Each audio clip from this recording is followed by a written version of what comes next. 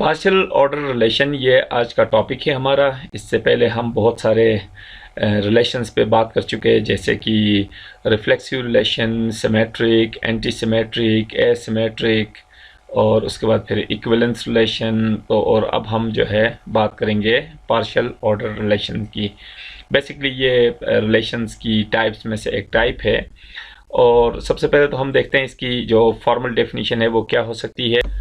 तो ये formal definition है, if relation R defined on a set A is called partial order if R is reflexive, R is antisymmetric, R is transitive। और हम इन तीनों के ऊपर जो है ना हम पहले बात कर चुके हैं अपने प्रीवियस लेक्चर्स में। हमने ये देखा है कि एक रिलेशन जो है वो रिफ्लेक्सिव कब होगा, सिमेट्रिक या एंटीसिमेट्रिक कब होगा, और ट्रांजिटिव कब होगा। इनफॉर्मली अगर हम इसको रीड करें तो इसमें यह कहा गया है कि एक रिलेशन जो किसी सेट के ऊपर डिफाइन हुआ हो उसको हम पार्शियल ऑर्डर कहते हैं, या सिंपल ऑर्डर कहते हैं, ऑर्डर रिलेशन कहते हैं, या पार्शियल ऑर्डर रिलेशन कहते हैं, अगर वो रिलेशन रिफ्लेक्सिव भी हो, एंटीसिमेट्रिक हो और ट्रांजिटिव भी हो। उस रिलेशन के रिफ्लेक्सिव होने का ये मतलब है कि सेट का हर एलिमेंट उस रिलेशन के तहत अपने आप के साथ रिलेटेड हो, यानी सेट का हर एलिमेंट अपने आप के साथ रिलेटेड होना चाहिए उस रिलेशन के तहत। इसी तरह एंटीसिमेट्रिक होने का ये मतलब है कि एक एलिमेंट अगर दूसरे के साथ रिलेटेड है सेट का, तो दूसरा एलिमेंट पहले के साथ तभी रिलेटेड हो जब दोनों सेम हो। अगर वो दोनों डिस्टिंक्ट एलिमेंट्स हैं और पहला एलिमेंट दूसरे के साथ रिलेटेड है तो फिर दूसरे को पहले के साथ रिलेटेड नहीं होना चाहिए। एंटीसिमेट्री का यही मतलब है। इसी तरह ट्रांजिटिविटी का मतलब यह है कि अगर सेट का एक मेंबर दूसरे के साथ रिलेटेड है और वो जो दूसरा मेंबर है वो तीसरे के साथ रिलेटेड है, तो फिर पहला मेंबर तीसरे के साथ लाजमी रिलेटेड होना चाहिए। तो अगर कोई रिलेशन ये तीन कंडीशंस या तीन रिक्वायरमेंट्स पूरी करे तो हम उस रिलेशन को कहते हैं पार्शियल ऑर्डर रिलेशन, या उसको ऑर्डर रिलेशन कहते हैं। अब हम इस बात को मज़ीद एक्सप्लेन कर सकते हैं कुछ एग्जांपल्स के थ्रू। तो चलते हैं कुछ एग्जांपल्स की तरफ। तो पहला एग्जांपल हमने चूज़ किया है जिसमें एक सेट है जिसके अंदर 4 एलिमेंट्स हैं, और इस सेट के ऊपर हमने कुछ रिलेशंस डिफाइन किए, 5 हमने रिलेशंस डिफाइन किए, और हम देखते हैं कि इनमें से कौन सा रिलेशन पार्शियल ऑर्डर होगा और कौन सा नहीं। तो पहला रिलेशन हमने डिफाइन किया है R1 is equal to A related to A, B related to B, C related to C and D related to D। इसको हम आइडेंटिटी रिलेशन भी कहते हैं। एक आइडेंटिटी रिलेशन हमने डिफाइन किया है सेट A के ऊपर। तो हम ये देख सकते हैं कि यहाँ पे पार्शियल ऑर्डर की जो तीनों रिक्वायरमेंट्स है वो यहाँ पे फुलफिल हो रही हैं। सबसे पहले रिफ्लेक्सिव रिलेशन की बात करें तो रिफ्लेक्सिव रिलेशन के लिए क्या होना चाहिए कि सेट का हर मेंबर अपने आप के साथ रिलेटेड हो लाजमी। तो हम देख सकते हैं कि ए के साथ रिलेटेड, बी के साथ रिलेटेड, सी के साथ रिलेटेड, डी के साथ रिलेटेड। मतलब ये हुआ कि रिलेशन के अंदर इस सेट का हर एलिमेंट अपने आप के साथ रिलेटेड है। तो रिफ्लेक्सिव प्रॉपर्टी तो ठीक है इसमें। इसी तरह एंटीसिमेट्री की बात करते हैं तो एंटीसिमेट्री में ये उसको सिंपली हम ये कह सकते हैं कि अगर एक एलिमेंट दूसरे के साथ रिलेटेड है तो दूसरा एलिमेंट पहले के साथ तभी रिलेटेड हो जब दोनों एलिमेंट्स इक्वल हों। यानी सेम केस के अंदर हम ये कह सकते हैं कि किसी ऑर्डर पेयर का रिवर्स पेयर एग्जिस्ट करे। अदरवाइज अगर किसी ऑर्डर पेयर में 2 डिस्टिंक्ट एलिमेंट्स हैं तो उनका फिर रिवर्स पेयर जो है वो इस रिलेशन में नहीं होना चाहिए, अगर हम ऑर्डर पेयर की टर्म्स में बात करें। अदरवाइज अगर रिलेशन या कनेक्शन की बात करें तो हम ये कह सकते हैं कि अगर एक एलिमेंट किसी दूसरे डिस्टिंक्ट एलिमेंट के साथ रिलेटेड है तो वो दूसरा एलिमेंट पहले के साथ रिलेटेड नहीं होना चाहिए। यानी एक एलिमेंट दूसरे के साथ रिलेटेड है तो दूसरा पहले के साथ तभी रिलेटेड हो जब दोनों सेम हो। और ये केस भी हम यहाँ पे विटनेस कर सकते हैं, जैसे कि ए के साथ रिलेटेड है, यानी पहला एलिमेंट दूसरे के साथ रिलेटेड है, तो ये जो दूसरा एलिमेंट ए है वो भी ऑटोमेटिकली पहले के साथ रिलेटेड है, क्योंकि ए अगर ए के साथ रिलेटेड है तो सेकंड को फर्स्ट के साथ अगर हम रिलेट करें तो यही ऑर्डर पेयर बनता है उसका भी। तो इसका मतलब हम ये कह सकते हैं कि इस ऑर्डर पेयर का रिवर्स पेयर इस रिलेशन में मौजूद है। लेकिन ये रिवर्स पेयर किस केस में है, जब दोनों एलिमेंट्स सेम हैं, इसलिए इसका रिवर्स जो है वो यहाँ पे एग्जिस्ट कर रहा है। इसी तरह बी और बी दोनों सेम है तो इसका रिवर्स भी ये खुद ही पेयर है, और इस रिलेशन के अंदर इस पेयर का रिवर्स मौजूद है। इस पेयर तीसरा पेयर इसका रिवर्स भी मौजूद है, लेकिन चूंकि ये दोनों सेम है तो एंटी सिमेट्री के अंदर ये अलाउ है। क्योंकि एंटी सिमेट्री के अंदर क्या अलाउ है कि किसी भी पेयर का रिवर्स पेयर उसी सूरत में होना चाहिए जब दोनों सेम हो। अगर दोनों एलिमेंट्स डिस्टिंक्ट हैं पेयर के तो फिर उसका रिवर्स पेयर नहीं होना चाहिए एंटी सिमेट्री के लिए।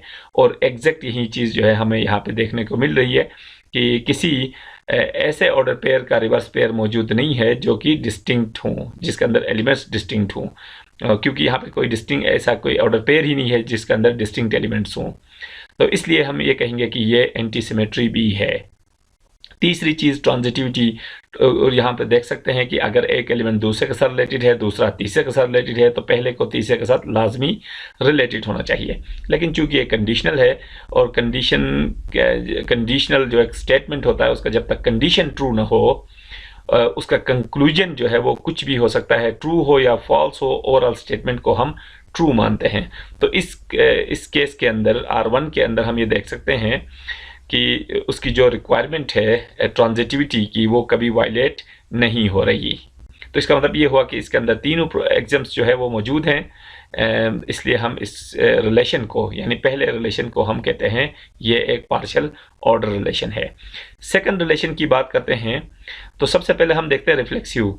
तो ये देखें हमें ये चीज़ बिल्कुल वाज़ेह नज़र आ रही है कि सेट का हर मेंबर, 4 मेंबर्स हैं, हर मेंबर अपने आप के साथ रिलेटेड है। तो ये चीज़ होनी चाहिए रिफ्लेक्सिव होने के लिए, तो जो कि बिल्कुल ओके है। इसी तरह एंटी सिमेट्री के लिए क्या चाहिए कि रिलेशन के अंदर जो डिस्टिंक्ट पेयर्स हैं उनके रिवर्स पेयर्स नहीं होने चाहिए। तो इस रिलेशन के अंदर टोटल 2 ही डिस्टिंक्ट पेयर्स हैं, एक BC और एक AD।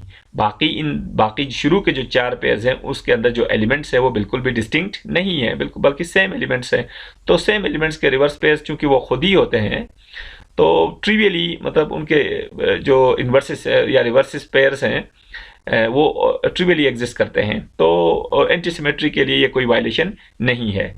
वायलेशन तब होगी जब किसी ऐसे ऑर्डर पेयर का रिवर्स पेयर एग्जिस्ट करे जो कि डिस्टिंक्ट हो, जिसके एलिमेंट्स जो कि यहाँ पे देखें BC, ये दोनों डिस्टिंक्ट पेयर्स हैं, 2 डिफरेंट एलिमेंट्स हैं, 2 डिफरेंट एलिमेंट्स का पेयर है। AD 2 डिफरेंट एलिमेंट्स का पेयर है। तो इन दोनों के रिवर्सेस नहीं होने चाहिए एंटी सिमेट्री के लिए। और सिमेट्री के लिए हम कहते हैं कि इन दोनों के रिवर्सेस भी होने चाहिए लाजमी। तो यही फ़र्क है सिमेट्री और एंटी सिमेट्री में। तो हम ये देख सकते हैं यहाँ पे कि BC का जो रिवर्स पेयर है वो है CB, और CB का पेयर इस रिलेशन में मौजूद नहीं है। इसी तरह AD का रिवर्स पेयर बनता है DA, और ये भी इस रिलेशन में मौजूद नहीं है। यानी हम कह सकते हैं कि यहाँ पे BC के साथ रिलेटेड है लेकिन CB के साथ रिलेटेड नहीं है, AD के साथ रिलेटेड है लेकिन DA के साथ रिलेटेड नहीं है। और बिल्कुल ऐसे ही होना चाहिए हमारे पास जो एंटी सिमेट्री है उसके लिए। इसी तरह तीसरी जो रिक्वायरमेंट है वो है ट्रांजिटिविटी, कि ट्रांजिटिव होने के लिए एक एलिमेंट दूसरे के साथ रिलेटेड हो, दूसरा अगर तीसरे के साथ रिलेटेड है तो फिर पहला तीसरे के साथ रिलेटेड होना चाहिए। या इसको हम ऐसे भी कह सकते हैं कि एक एलिमेंट, पहला एलिमेंट तीसरे के साथ तभी रिलेटेड हो जब पहला दूसरे किसी एलिमेंट के साथ रिलेटेड हो और दूसरा तीसरे किसी एलिमेंट के साथ रिलेटेड हो। तो यहाँ पे भी वो सिचुएशन हम देख सकते हैं कि वो ट्रांजिटिविटी की रिक्वायरमेंट पूरी हो रही है, इसलिए कि हम यहाँ पे वो चेन तलाश नहीं कर सकते कि एक एलिमेंट दूसरे के साथ रिलेटेड है, दूसरा फिर तीसरे किसी एलिमेंट के साथ रिलेटेड है, लेकिन पहला तीसरे के साथ रिलेटेड ना हो, ऐसी कोई सिचुएशन नहीं है। यहाँ पे देखें A के साथ रिलेटेड है तो फिर A फर्दर D के साथ रिलेटेड है, तो पहला एलिमेंट A फिर तीसरा एलिमेंट D के साथ रिलेटेड है क्योंकि AD का पेयर बनता है, यही पेयर है। इसी तरह बाकी सिचुएशंस भी हम यहाँ से देख सकते हैं। तो इसका मतलब ये हुआ कि जो सेकंड रिलेशन है ये भी पार्शियल ऑर्डर रिलेशन है। इसी तरह अगर हम थर्ड रिलेशन की बात करें तो थर्ड रिलेशन हमारे पास जो पार्शियल ऑर्डर है उसको नहीं कह सकते। उसकी वजह यह है कि इसके अंदर रिफ्लेक्सिव प्रॉपर्टी लैक कर रही है। और रिफ्लेक्सिव प्रॉपर्टी क्या है वो हम देख सकते हैं कि सेट का हर मेंबर अपने आप के साथ रिलेटेड होना चाहिए। A के साथ रिलेटेड, B के साथ रिलेटेड, C के साथ रिलेटेड नहीं है, D के साथ रिलेटेड है, ये बात सही है। लेकिन चूंकि C और C का पेयर भी इस रिलेशन में होना चाहिए था रिफ्लेक्सिव होने के लिए, जो कि यहाँ पे नहीं है। तो इस बुनियाद पर हम कह सकते हैं कि ये रिलेशन पार्शियल ऑर्डर नहीं है। इसी तरह अगर हम R4 की बात करें तो ये भी एक पार्शियल ऑर्डर रिलेशन नहीं है। और इसकी वजह क्या है वो हम देख सकते हैं कि इसके अंदर रिफ्लेक्सिव प्रॉपर्टी तो मौजूद है, ए के साथ रिलेटेड, बी के साथ, सी के साथ, डी के साथ रिलेटेड, रिफ्लेक्सिव प्रॉपर्टी तो ओके है। लेकिन यहाँ पे देखें ए बी का पेयर भी है और बी ए का पेयर भी है। अब ए बी का पेयर एक ऐसा पेयर है जिसके दोनों एलिमेंट्स डिस्टिंक्ट हैं, और इस डिस्टिंक्ट एलिमेंट्स का जो पेयर है इसका रिवर्स पेयर भी यहाँ पे एग्जिस्ट कर रहा है, जो कि एंटी सिमेट्री के लिए ऐसा नहीं होना चाहिए। तो हम ये कह सकते हैं कि ये रिलेशन रिफ्लेक्सिव भी है लेकिन ये एंटी सिमेट्रिक नहीं है, इसलिए हम इस रिलेशन को पार्शियल ऑर्डर नहीं कह सकते। इसी तरह बात करते हैं लास्ट रिलेशन की, R5 की, तो ये भी पार्शियल ऑर्डर रिलेशन नहीं है। इसकी वजह यह है कि सबसे पहले ये रिफ्लेक्सिव तो है, इसी तरह ये एंटी सिमेट्रिक भी है, इसलिए कि इसके अंदर दो डिस्टिंक्ट एलिमेंट्स के पेयर्स हैं, एक बी सी और एक सी डी।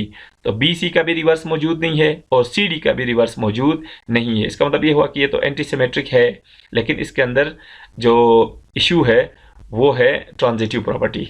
इसमें ट्रांजिटिविटी नहीं है क्योंकि इसमें एक एलिमेंट बी ऐसा है जो दूसरे किसी एलिमेंट सी के साथ रिलेटेड है, और वो जो दूसरा एलिमेंट है वो किसी तीसरे एलिमेंट के साथ रिलेटेड है। लेकिन ट्रांजिटिविटी के तहत ऐसी सिचुएशन में फिर पहले और तीसरे एलिमेंट का रिलेटेड होना लाजमी है, यानी बी और डी का पेयर भी यहाँ पे होना चाहिए, जो कि यहाँ पे नहीं है। बी डी का कोई पेयर यहाँ पे नहीं है, इस रिलेशन के अंदर बी और डी रिलेटेड नहीं है।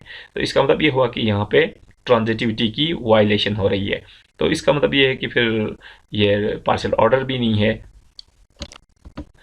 और हमारे पास सेकंड एग्जांपल है जिसमें हमने सेट लिया है इंटीजर्स का, जिसके एलिमेंट्स हमने लिस्ट किए हैं सेट के अंदर, और इस सेट के ऊपर हमने 5 रिलेशंस डिफाइन किए। पहला रिलेशन है an element x is related to y if and only if x divides y। Second relation x related to y if and only if x less than or equal to y, x related to y, absolute value of x is equal to absolute value of y. Fourth relation x related to y if and only if y is equal to x plus 1 और 5 और है कि एक element दूसरे के साथ related होगा if and only if x square is equal to y square। तो ये 5 रिलेशंस हैं, तो हमने देखना है कि इनमें से कौन सा रिलेशन पार्शियल ऑर्डर होगा और कौन सा नहीं। तो सबसे पहले बात करते हैं R1 की। तो इसमें देखें कि रिलेशन क्या है कि इस सेट का एक एलिमेंट रिलेटेड होगा दूसरे के साथ अगर पहला एलिमेंट डिवाइड करे दूसरे को। तो ये टोटल रिलेशन है कि इस सेट का के एक मेंबर को हम रिलेटेड कहेंगे दूसरे के साथ अगर पहला दूसरे को डिवाइड करे। तो ये इसकी सिंपल डेफिनेशन है इस रिलेशन की। तो इस बुनियाद पे हम देख सकते हैं कि ये जो 3 रिक्वायरमेंट्स हैं पार्शियल ऑर्डर होने की, क्या वो मीट करती हैं या नहीं करती। तो सबसे पहले तो हमने देखना है कि ये रिफ्लेक्सिव है या नहीं है। सेकंड हमने देखना है कि ये एंटी सिमेट्रिक है या नहीं है। और थर्ड हमने ये देखना है कि ये ट्रांजिटिव है या नहीं है। तो अगर हम बात करें पहले रिलेशन की, तो हम ये देख सकते हैं कि ये रिफ्लेक्सिव है, क्योंकि रिफ्लेक्सिव की रिक्वायरमेंट क्या है कि सेट का हर मेंबर अपने आप के साथ रिलेटेड हो। तो क्या हम इस रिलेशन के तहत देख सकते हैं, इजीली देख सकते हैं कि हर एलिमेंट अपने आप के साथ रिलेटेड है, क्योंकि यहाँ पे से बात करें तो -3 के साथ रिलेटेड होगा, क्योंकि -3 को डिवाइड करता है। क्योंकि यहाँ पे जो रिक्वायरमेंट है, जो नीड है कि एक एलिमेंट दूसरे के साथ रिलेटेड होने के लिए जो भी रिक्वायरमेंट रखी गई है, जो कंडीशन रखी गई है, वो ये है कि पहला एलिमेंट दूसरे को डिवाइड करे। अगर एक एलिमेंट दूसरे को डिवाइड करता है तो उसी को हम रिलेटेड कहेंगे, यानी पहले एलिमेंट को दूसरे के साथ कहेंगे कि वो रिलेटेड है। तो -3 जो है वो -3 को डिवाइड करता है, -2 को डिवाइड करता है, -1 को डिवाइड करता है, 0 को डिवाइड करता है। तो इसी तरह जितने भी सेट के अंदर मेंबर्स हैं, हर एलिमेंट अपने आप को डिवाइड करता है, यानी हर एलिमेंट अपने आप के साथ रिलेटेड है according to this relation R1। तो पहली चीज़ तो ये कंफर्म हो गई कि इसके अंदर रिफ्लेक्सिव प्रॉपर्टी होल्ड करती है। दूसरी प्रॉपर्टी की बात करते हैं, वो है एंटी सिमेट्री।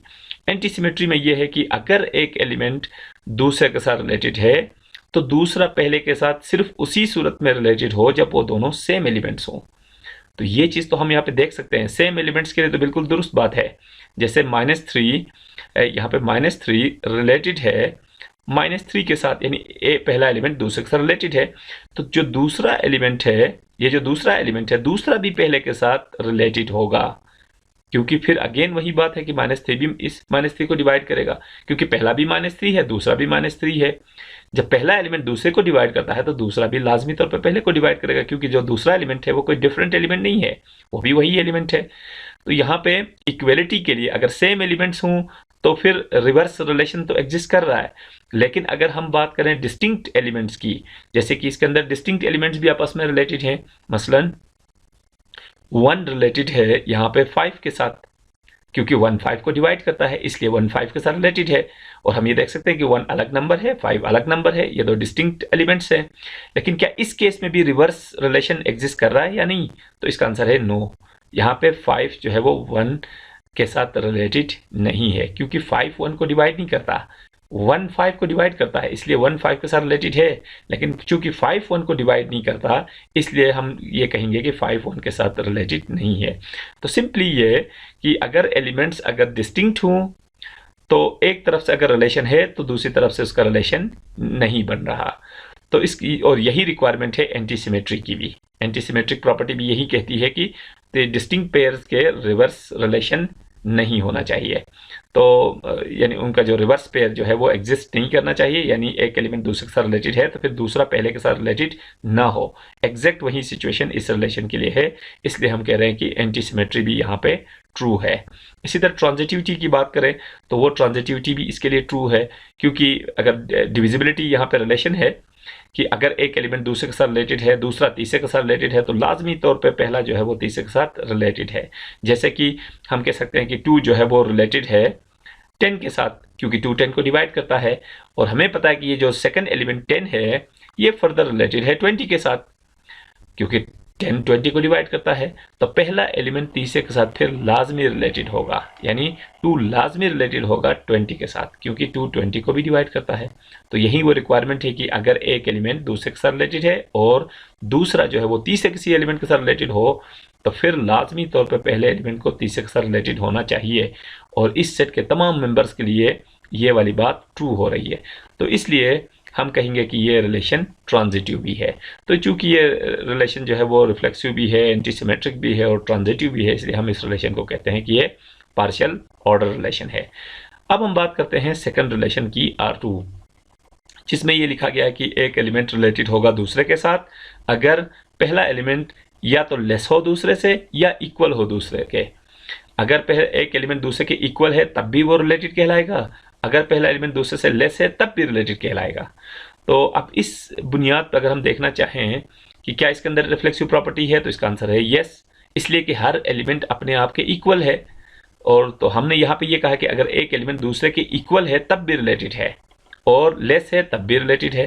तो चूंकि हमें ये पता है कि हर एलिमेंट अपने आप के साथ इक्वल है, जैसे -3 के इक्वल है, -2 के इक्वल है, यानी -2 जो है वो इक्वल है -2 के, तो इसका मतलब ये होगा कि फिर -2 के साथ रिलेटेड होगा, क्योंकि हमने जो रिलेटेड होने के लिए जो रिक्वायरमेंट रखी है वो यही है कि या पहला एलिमेंट दूसरे के से लेस हो या पहला एलिमेंट दूसरे के इक्वल हो। दोनों केसेस में हम कहेंगे कि पहला एलिमेंट दूसरे के साथ रिलेटेड है। तो चूंकि -2 के साथ इक्वल है, इसलिए हम कहेंगे कि -2 इज रिलेटेड टू -2। इसी तरह -3 के इक्वल है, इसलिए हम कहेंगे कि -3 इज रिलेटेड टू -3। -1 के इक्वल है, 0 0 के इक्वल है, 1 1 के इक्वल है। तो मतलब ये है कि इस सेट का हर मेंबर अपने आप के इक्वल है, और हमने यहाँ कहा कि अगर इक्वल हो तब भी हम उसको रिलेटेड कहेंगे। तो इसका मतलब ये हुआ कि इस सेट का हर मेंबर अपने आप के साथ रिलेटेड है। तो पहली रिक्वायरमेंट तो इसमें पूरी हो गई रिफ्लेक्सिविटी की। सेकंड देखते हैं एंटी सिमेट्री। एंटी सिमेट्री का मतलब ये है कि अगर एक एलिमेंट दूसरे के साथ रिलेटेड है और वो दोनों एलिमेंट्स अगर डिस्टिंक्ट भी हैं, तो फिर इस केस में रिवर्स रिलेशन नहीं होना चाहिए। तो हम देखते हैं कि इसके अंदर जो है एक कौन सा केस है जिसमें डिस्टिंक्ट एलिमेंट्स हों। तो हमें पता है कि 2 जो है वो डिस्टिंक्ट है 5 के साथ। 2 और 5 दो डिफरेंट एलिमेंट्स है, और हमें पता है कि 2 लेस है 5 से, और हमने कहा कि अगर एक एलिमेंट लेस है दूसरे से तब भी हम पहले एलिमेंट को दूसरे के साथ रिलेटेड मानेंगे। तो इसका मतलब ये हुआ कि चूंकि 2 5 से लेस है, तो मतलब ये हुआ कि फिर 2 रिलेटेड होगा 5 के साथ, यानी 2 5 के साथ रिलेटेड है। फिर अब देखना ये है कि क्या 5 भी 2 के साथ रिलेटेड होगा। तो हमें ये देखना होगा कि क्या 5 जो है वो 2 से लेस है, तो इसका आंसर है नो। 5 2 से बिल्कुल भी लेस नहीं है, न 5 2 के इक्वल है, क्योंकि 5 2 के साथ रिलेटेड कब हो सकता है, जब या तो 5 2 के इक्वल हो या 5 2 से लेस हो। यहाँ पे दोनों सिचुएशंस नहीं है, इसलिए हम कहेंगे कि 5 2 के साथ रिलेटेड नहीं है। और एग्जैक्ट हमें यहाँ से ये पता चला कि अगर दो डिस्टिंक्ट नंबर्स हैं और उनमें से पहला दूसरे के साथ रिलेटेड है तो फिर दूसरा पहले के साथ बिल्कुल भी रिलेटेड नहीं है। और ये चीज़ हम तमाम नंबर्स के लिए चेक कर सकते हैं। जैसे कि हम देख सकते हैं कि 2 इसी तरह, जिस तरह 5 के साथ रिलेटेड है, इसी तरह 2 जो है वो 10 के साथ रिलेटेड है, क्योंकि 2 10 से लेस है।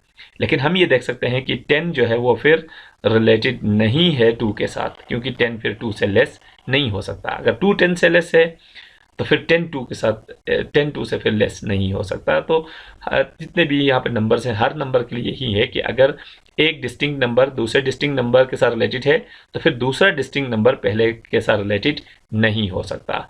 तो यही हमारे पास एंटी सिमेट्री की रिक्वायरमेंट है और ये रिक्वायरमेंट यहाँ पे फुलफिल हो रही है। तीसरी चीज़ देखते हैं ट्रांजिटिविटी। तो इसके अंदर ट्रांजिटिविटी बिल्कुल वाज़ेह है कि अगर एक एलिमेंट दूसरे के साथ रिलेटेड, दूसरा तीसरे के साथ रिलेटेड है तो पहला तीसरे के साथ लाजमी रिलेटेड होगा। जैसे कि हम देख सकते हैं कि 2 जो है वो लेस है 5 के साथ, 2 5 से लेस है और 5 जो है वो 13 से लेस है। तो हम ये इजीली देख सकते हैं कि 2 जो है लाजमी तौर पे 13 से लेस होगा।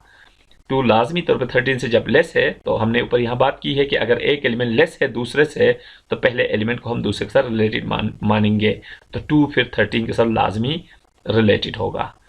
तो इसमें हम ये देख सकते हैं कि अगर एक एलिमेंट दूसरे के साथ रिलेटेड है, दूसरा तीसरे के साथ रिलेटेड है, तो पहला तीसरे के साथ लाजमी रिलेटेड होगा। तो इसका मतलब ये हुआ कि ये रिलेशन भी हमारे पास पार्शियल ऑर्डर रिलेशन है। इसी तरह अगर हम R3 की बात करें तो ये जो R3 रिलेशन है वो है कि एक एलिमेंट रिलेटेड होगा दूसरे के साथ अगर पहले की एब्सोल्यूट वैल्यू और दूसरे की एब्सोल्यूट वैल्यू आपस में सेम हो। तो बाकी इसके अंदर जो रिक्वायरमेंट्स हैं उनको हम डिस्कस नहीं करते, क्योंकि यहाँ पे एक रिक्वायरमेंट ऐसी है जो पूरी नहीं हो रही और वो है एंटी सिमेट्री। ये रिलेशन एंटी सिमेट्रिक नहीं है। एंटी सिमेट्रिक क्यों नहीं है? इसलिए कि एंटी सिमेट्री होने के लिए ये लाजमी है कि अगर एक डिस्टिंक्ट एलिमेंट दूसरे डिस्टिंक्ट एलिमेंट के साथ रिलेटेड है तो फिर उस दूसरे एलिमेंट को पहले के साथ रिलेटेड नहीं होना चाहिए, और जो कि यहाँ पे ऐसा हो रहा है। वो कैसे हो रहा है? यहाँ पे मैं देख सकता हूँ कि -2 की जो एब्सोल्यूट वैल्यू है वो बराबर है किसके? 2 की एब्सोल्यूट वैल्यू के, क्योंकि -2 की एब्सोल्यूट वैल्यू भी 2 है और 2 की एब्सोल्यूट वैल्यू भी 2 है। तो इन दोनों की एब्सोल्यूट वैल्यूज सेम है। तो इसका मतलब ये हुआ कि फिर -2 रिलेटेड है 2 के साथ।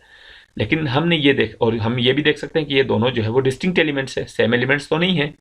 लेकिन हम ये देख सकते हैं कि यहाँ पे फिर इसका रिवर्स रिलेशन भी एग्जिस्ट करता है, जैसे क्योंकि अगर -2 की एब्सोल्यूट वैल्यू 2 की एब्सोल्यूट वैल्यू के इक्वल है तो फिर 2 की एब्सोल्यूट वैल्यू लाजमी तौर पे -2 की एब्सोल्यूट वैल्यू के इक्वल होगी।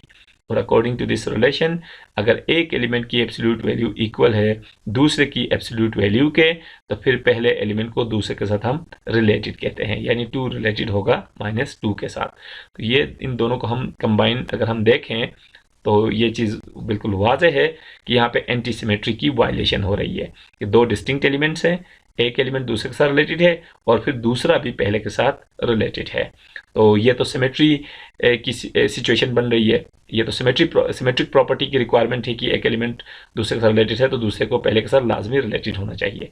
जबकि एंटी सिमेट्री में उसकी रिक्वायरमेंट ये है कि डिस्टिंक्शन के केस में, यानी अगर एलिमेंट्स अगर डिस्टिंक्ट हैं तो फिर एक एलिमेंट दूसरे के साथ रिलेटेड है तो फिर दूसरे को पहले के साथ लाजमी रिलेटेड नहीं होना चाहिए, तो जो कि यहाँ पे इसकी वायलेशन है। तो इसलिए हम कह रहे हैं कि ये R3 जो है वो पार्शियल ऑर्डर रिलेशन नहीं हो सकता। इसी तरह बात करते हैं R4 की। तो R4 के अंदर मसला जो है वो सबसे पहले वो रिफ्लेक्सिव प्रॉपर्टी का है और फिर इसके अंदर ट्रांजिटिव प्रॉपर्टी का भी इशू है। तो इन दोनों प्रॉपर्टीज़ की वायलेशन है या वो दोनों प्रॉपर्टीज़ यहाँ पे पूरी नहीं हो रही, इसलिए हम कह रहे हैं कि ये भी पार्शियल ऑर्डर नहीं है। अगर रिफ्लेक्सिव प्रॉपर्टी की बात करें तो हम ये देख सकते हैं कि इसमें रिलेशन क्या है कि एक एलिमेंट रिलेटेड होगा दूसरे के साथ अगर दूसरा एलिमेंट पहले का सक्सेसर हो, यानी फर्स्ट एलिमेंट में अगर हम ऐड करें 1 तो उससे हमें सेकंड एलिमेंट मिले, तब हम कहेंगे कि पहला एलिमेंट दूसरे के साथ रिलेटेड है। तो इसमें हम ये देख सकते हैं कि कौन से एलिमेंट दूसरे के साथ जो है वो रिलेटेड हो सकते हैं। जैसे कि हमें पता है कि 2 जो है वो रिलेटेड होगा फिर 1 के साथ, क्योंकि 2 1 का सक्सेसर, यानी इस एक्सप्रेशन का सिंपल ये मतलब है कि सेकंड एलिमेंट फर्स्ट का सक्सेसर हो, इसका सिंपल ये मतलब है। तो अब चूंकि सेकंड एलिमेंट जो है जो फर्स्ट का सक्सेसर होना चाहिए, तो तब हम इसको रिलेटेड कहते हैं। तो सॉरी, यहाँ पे हमने जो एक रिलेशन लिखा है 2 रिलेटेड टू 1, ये बिल्कुल भी नहीं होगा, बल्कि 1 रिलेटेड टू 2 होगा, क्योंकि हमने रिलेशन कुछ इस तरह डिफाइन किया है कि अगर सेकंड एलिमेंट फर्स्ट का सक्सेसर हो, तब फर्स्ट एलिमेंट सेकंड के साथ रिलेटेड कहलाएगा। तो ये मैं बता सकता हूँ कि 1 रिलेटेड होगा 2 के साथ, क्योंकि जो सेकंड एलिमेंट है वो फर्स्ट का सक्सेसर है। इसी तरह मुझे पता है कि 5 फिर रिलेटेड होगा 6 के साथ, इसी तरह 10 रिलेटेड होगा 11 के साथ, इसी तरह -5 रिलेटेड होगा, -5 का जो सक्सेसर है वो है -4। तो ये एलिमेंट्स आपस में रिलेटेड हैं। तो हम ये देख सकते हैं कि क्या हर एलिमेंट अपने आप के साथ रिलेटेड है या नहीं है। तो इसका आंसर है बिल्कुल भी नहीं, इसलिए कि हर एलिमेंट अपने आप का सक्सेसर नहीं हो सकता, क्योंकि इस रिलेशन के तहत मैं ये नहीं कह सकता है कि 2 रिलेटेड टू 2, क्योंकि यहाँ पर रिलेटेड होने के लिए जो रिक्वायरमेंट है वो ये है कि सेकंड एलिमेंट फर्स्ट एलिमेंट का सक्सेसर हो, यानी जो सेकंड एलिमेंट है वो 2 है, फर्स्ट एलिमेंट भी 2 है। तो फर्स्ट एलिमेंट अगर 2 है तो सेकंड को उसका सक्सेसर यानी 3 होना चाहिए, और जो कि यहाँ पे नहीं है। तो 2 और 2 का यहाँ पे बिल्कुल भी रिलेशन नहीं बन रहा, क्योंकि 2 और 2 में से कोई एक दूसरे का सक्सेसर नहीं है। तो ये यहाँ पे इस रिफ्लेक्सिव प्रॉपर्टी की वायलेशन हो रही है, क्योंकि इस रिलेशन के तहत कोई भी एलिमेंट फिर अपने आप के साथ रिलेटेड नहीं होगा। इसी तरह इसके अंदर ट्रांजिटिव प्रॉपर्टी की भी वायलेशन है, और वो चीज़ भी हम देख सकते हैं कि एक एलिमेंट दूसरे के साथ रिलेटेड है, दूसरा तीसरे के साथ रिलेटेड है, तो ज़रूरी नहीं कि पहला भी तीसरे के साथ रिलेटेड हो। उसकी मिसाल हम ये बता सकते हैं कि जैसे 2 रिलेटेड है 3 के साथ, और 3 रिलेटेड है 4 के साथ, लेकिन 2 3 के साथ इसलिए रिलेटेड है कि 2 का सक्सेसर 3 है, 3 4 के साथ इसलिए रिलेटेड है कि 3 का सक्सेसर 4 है। लेकिन क्या हम ये कह सकते हैं कि 2 फिर 4 के साथ लाजमी रिलेटेड होना चाहिए? तो ये बिल्कुल भी नहीं है। 2 जो है वो 4 के साथ रिलेटेड नहीं है, क्योंकि 2 का सक्सेसर 4 नहीं है। तो मतलब ये हुआ कि इसके अंदर ट्रांजिटिविटी की भी वायलेशन है, तो इसलिए हम इसको पार्शियल ऑर्डर नहीं कह रहे। इसी तरह R5 की बात करें तो ये भी पार्शियल ऑर्डर नहीं है, क्योंकि इसके अंदर भी जो एंटी सिमेट्री है उसकी वायलेशन है। एंटी सिमेट्री की वायलेशन बिल्कुल वैसे ही है जैसे R3 के अंदर इसकी वायलेशन थी। यहाँ पे ये कहा गया कि एक एलिमेंट रिलेटेड होगा दूसरे के साथ अगर पहले का स्क्वायर इक्वल हो दूसरे के स्क्वायर के साथ। तो यहाँ पे भी हम ये मिसाल बता सकते हैं, जैसे हमने ऊपर यहाँ मिसाल दी है कि -3 का स्क्वायर हमें पता है वो बराबर है 3 के स्क्वायर के, यानी -3 का स्क्वायर और 3 का स्क्वायर सेम है। तो इसका मतलब क्या हुआ, -3 रिलेटेड है 3 के साथ। लेकिन हमें ये भी पता है कि 3 का स्क्वायर फिर लाजमी इक्वल होना चाहिए -3 के स्क्वायर के साथ। तो इसका मतलब फिर ये निकलेगा कि 3 जो है वो -3 के साथ रिलेटेड है, 3 रिलेटेड टू -3। अब यहाँ देख सकते हैं कि 3 और -3 दो डिस्टिंक्ट एलिमेंट्स हैं, और उनमें से पहला एलिमेंट रिलेटेड था दूसरे के साथ, लेकिन साथ साथ फिर दूसरा एलिमेंट लाजमी तौर पर रिलेटेड है पहले के साथ, जो कि एंटी सिमेट्री के अंदर एक वायलेशन है इस तरह का होना। तो इसका मतलब ये हुआ कि R5 भी फिर पार्शियल ऑर्डर रिलेशन नहीं है।